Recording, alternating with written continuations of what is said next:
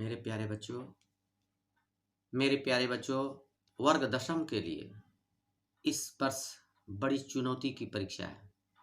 जो भी बच्चे घर में हैं, उसकी सुविधा के लिए आप सबों को कुछ महत्वपूर्ण प्रश्न चयन करके दिया जा रहा है, जिसे आप बार-बार देख करके परीक्षा में उसे लर्न कर लिख सकते हैं। आपका सहयोग, आपका यह बहुत बड़ा सहयोग होगा मेरी तरफ से कि आप सबों इसे पढ़ करके परीक्षा में कुछ सफलतापूर्ण प्राप्त करें। आज आपके सामने मैं हिंदी क्षितिज 2 और सरल व्याख्या प्रश्नोत्तर के द्वारा हम सूरदास के प्रश्नों का, सूरदास के पद का व्याख्यात्मक वर्णन हम आपके सामने में कर रहे हैं। सूरदास के बारे में जैसा पता है कि सूरदास के बारे में मैं आपको थोड़ी सी बता दूं। सूरदास जिसे दो आंख नहीं होते हैं, वो सूरदास थे।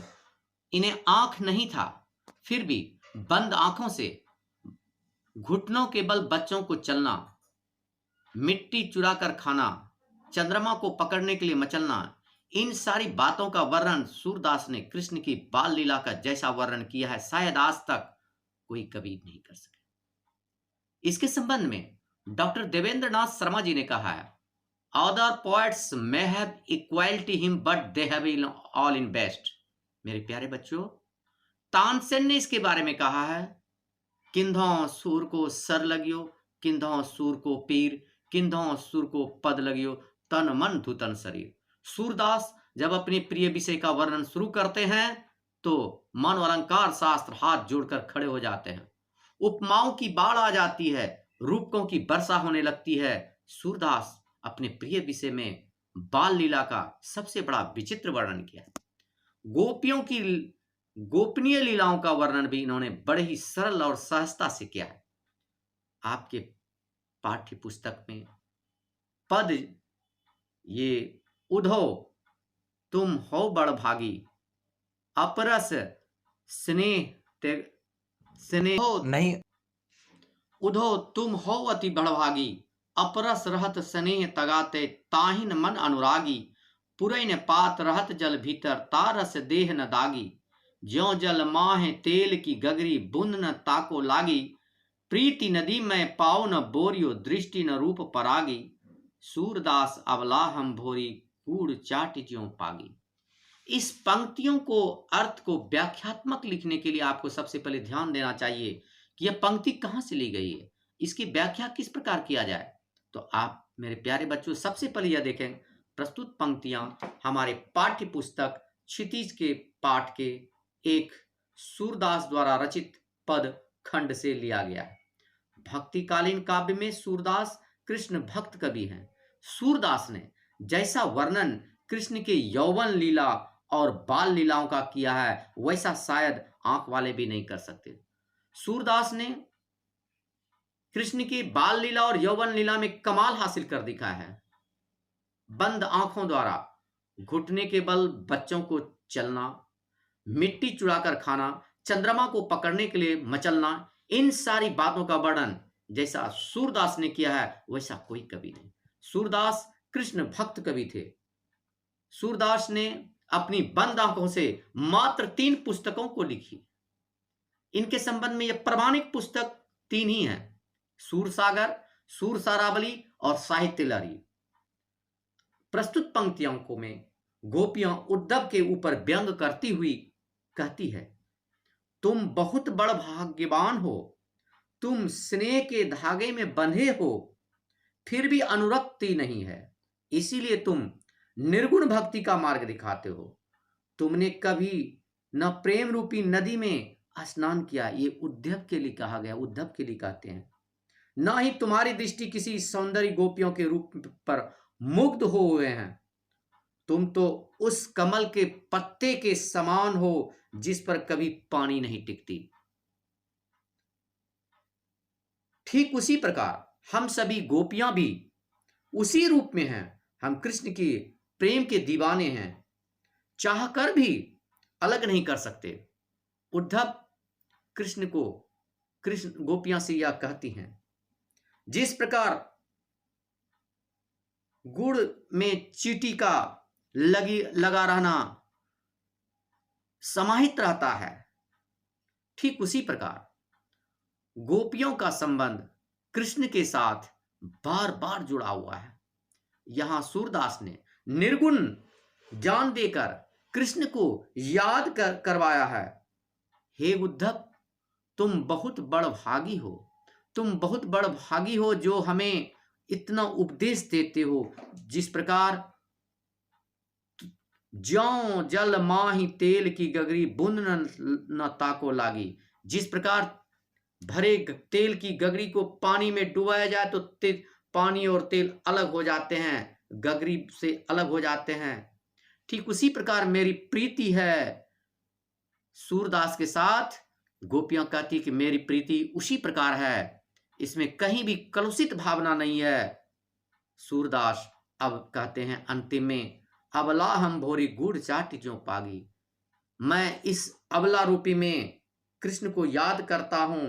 तुम जिस प्रकार गुड़ शक्कर में चींटी समाहित हो जाते हैं, उसी प्रकार मैं कृष्ण के नामों को जप करके कृष्ण के प्रेम में समाहित रहता हूं, उसके पा करके मैं भाग्यवान समझता हूं। इस प्रकार इस पंक्ति में कृष्ण के उद्धव उसके दोस्त सखा के द्वारा कृष्ण को यह संदेश पहुंचाने का काम करते हैं, और यह प्रेम निर्गुण प्रेम के द्वारा दर्शाया गया है। मेरे प्यारे बच्चों, अब एक और दूसरा प्रश्न है आपके सामने में आने वाले में, गोपियां किसे बड़भागी कहा है और क्यों?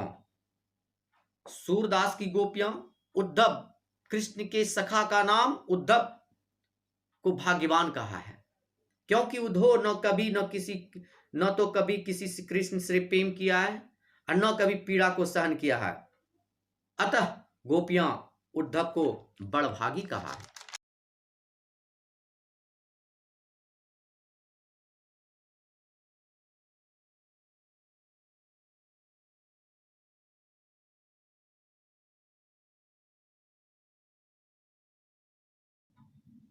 पुरैन पात कमल के पत्ते को और तेल भरा गगरी को, यानी घड़े में यदि सरसों तेल भर दिए जाए और कमल के पत्ते को यदि पानी में डुबोया जाए तो उस पर पानी नहीं टिक सकता, ठीक उसी प्रकार तुम कृष्ण के साथ रहकर भी बैरागी हो गए हो। पुरैन पात के तेल पत्ते के समान कहा गया है, ठीक उसी प्रकार जिस प्रकार पुरैन पत्ते पर पानी नहीं छपक सकता, नहीं रह सकता, ठीक उसी प्रकार तुम कृष्ण के साथ रहकर भी बैरागी हो जाते हो, तुम्हें प्रेम के रस का कोई भी अनुभव नहीं है। इस प्रकार तीसरा प्रश्न है आपके सामने में, गोपियों ने अपनी चतुराई से ज्ञान उद्धव को प्रशस्त कर दिया, इस क्रम में गोपियों की विशेषता बताएं। गोपियां वाक पटुता में चतुर हैं, बोलने में वह किसी भी को भी पीछे कर देती है। जब गोपियां बोलती है तो उद्धव गूंगे हो जाते हैं, जबकि गोपियों के हृदय में प्रेम का ज्वर छिपा हुआ है, जिस कारण गोपियों के समान उद्धव की बोलती बंद हो जाते हैं। सभी गोपियां उद्धव के बातों को काट करके कृष्ण के प्रेम की बातों को बताते रहते हैं, जिस कारण उद्धव अपनी वाणी को बंद करके चुप हो जाते हैं। ये चतुराई है, गोपियां चतुराई से उद्धव को परास्त कर देती है और उसे कहती है, तुम क्या जानो, तुम प्रेम के बारे में क्या जानो, तुमने तो कभी प्रेम किया ही नहीं जिंदगी में। कृष्ण तो हमारे प्रेम के दीवाने हैं, मैं उनके दीवाना हूं। धन्य। आगे प्रश्न देखिए, तीसरा प्रश्न, यह महत्वपूर्ण प्रश्न है।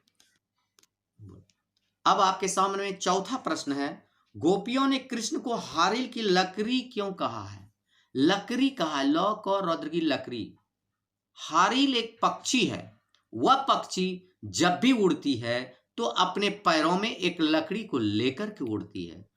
उसे डर लगा रहता है कहीं आसमान गिर जाए ना, कहीं समुद्र में पानी, सारे संसार में पानी हो जाएगा तो मैं उसी लकड़ी पर आकर के बैठ जाऊंगा, उसे सहारा रहता है। इस प्रश्न में गोपियों ने कृष्ण को हारिल की लकड़ी कहा है। प्रस्तुत पंक्तियों में गोपियों कृष्ण को हारिल की पक्षी लकड़ी इसलिए कहा गया है कि वह जब कभी उड़ती है तो अपने पैरों में लकड़ी लेकर चलती है। उससे यह डर लगा रहता है कहीं आसमान गिर न जाए। ठीक उसी प्रकार गोपियां दिन रात कृष्ण को अपने हृदय में समाये हुई रहती है। उसे भी डर लगी रहती है कि कहीं मैं अगर भूल जाऊं तो कृष्ण हमारे जिंदगी को नष्ट ना कर दे, कृष्ण से बिछड़ ना जाए। इसीलिए कृष्ण को गोपियां कृष्ण को हारिल की लकड़ी कहते हैं, क्योंकि उसी के सहारे गोपियां जीती है, जागती है। यह कहना गोपियों के यथातथ्य सत्य है। मेरे प्यारे बच्चों, सूरदास के बारे में कहना यह है कि कृष्ण के भक्त कवियों में, अष्टछाप के कवियों में सूरदास ने वो कमाल हासिल करके दिखाया है जो शायद अन्य किसी कवियों ने नहीं। सूरदास कृष्ण की बाल लीला और यौवन लीला में जो कमाल हासिल करता है वो शायद ही नहीं कोई कर सकता। सूरदास ने अपने बंद आंखों से कृष्ण के घुटरन चलत, रेणु तन मंडित, मुख दधि लेप लिए, गोरोचन तिलक, घुटने के बल चलना, मिट्टी चुरा कर खाना, ये सब लीलाएं कृष्ण की बाल लीलाएं को वर्णन करते हैं। तो ये तो यौवन लीला है। कभी माखन चुरा कर खाना, ये बाल लीला के साथ यौवन का जो इन्होंने गोपियों के साथ वर्णन किया है वह ही बड़ी कमाल हासिल कर दिया। इसके संबंध में डॉक्टर देवेंद्रनाथ शर्मा ने अपनी पंक्तियों में कहा है, अदर पोएट्स में have equality him but they have all in best. सभी कवियों में सभी कवि एक समान हैं, परंतु सूरदास उनमें से सर्वश्रेष्ठ हैं। इस प्रकार सूरदास कृष्ण भक्त कवियों में, अष्टछाप के कवियों में ये प्रथम माने जाते हैं जिन्होंने कृष्ण की बृहत स्तर पर सखा के रूप में आलोचना की है। सखा मतलब दोस्त, दोस्त के रूप में कृष्ण की आलोचना की है। अर्थात एक दोस्त ही अच्छे और बुरे का अनुभव कर सकते हैं। कभी उसकी बुराई का वर्णन करते हैं, कभी अच्छाई का वर्णन करते हैं, कभी गुस्सा नहीं होते। कृष्ण को दोस्त सखा मान करके सूरदास ने कृष्ण के सारे गोपनीय लीलाओं का वर्णन कर पाठकों के सामने प्रस्तुत किया है। इस प्रकार सूरदास नित्य अपने कृष्ण के साथ नामों का स्मरण कर, जैसे उड़ी जहाज की पंछी पुनी जहाज पर आवे, वह फिर उसी कृष्ण को अपना नाव समझकर उसी को पकड़कर जिंदगी को जीना चाहते हैं। धन्यवाद। Peace.